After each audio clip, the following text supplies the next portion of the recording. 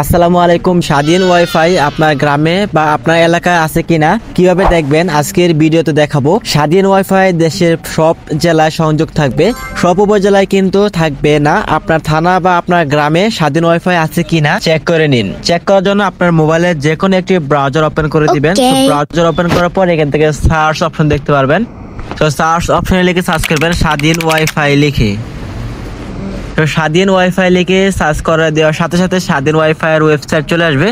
আপনাকে চেক করার জন্য এই ওয়েবসাইটে প্রবেশ করতে হবে। জাস্ট আপনি এই ওয়েবসাইটে ক্লিক করে দিবেন।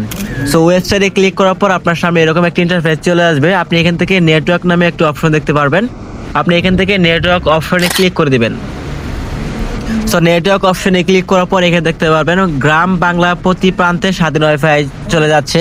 আপনি জাস্ট একটু নিচ দিকে ইনস্টল ডাউন করে দেখবেন, এখানে একটি গুগল লোকেশন দেখাবে।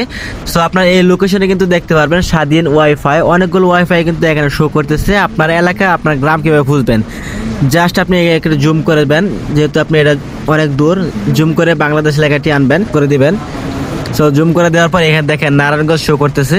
সো তারপর এখান থেকে আপনি নিজ দিকে একটি 4 ডট আইকন দেখতে পারবেন বা বক্সের মতো দেখতে পাবেন। এই বক্সে আপনি ক্লিক করে দিবেন। আপনি জাস্ট পরে এখানে ক্লিক করে আপনি এটাকে উপর দিকে নিতে পারবেন এবং নিচ দিকে নিতে পারবেন। আপনার গ্রাম খুঁজতে পারবেন, আপনি যে গ্রামে থাকেন সেই গ্রাম কিন্তু খুঁজতে পারবেন। যেহেতু আমি গাজীপুর থেকে ওয়াইফাইটা খুঁজতেছি, দেখেন এখান থেকে গাজীপুর লেখাটা চলে আসছে। এই যে গাজীপুর কিন্তু অনেক জায়গায় স্বাধীন ওয়াইফাই আছে। আপনার এলাকাটি আপনি এইভাবে খুঁজে নেবেন যে আপনার এলাকায় স্বাধীন ওয়াইফাই আছে কিনা।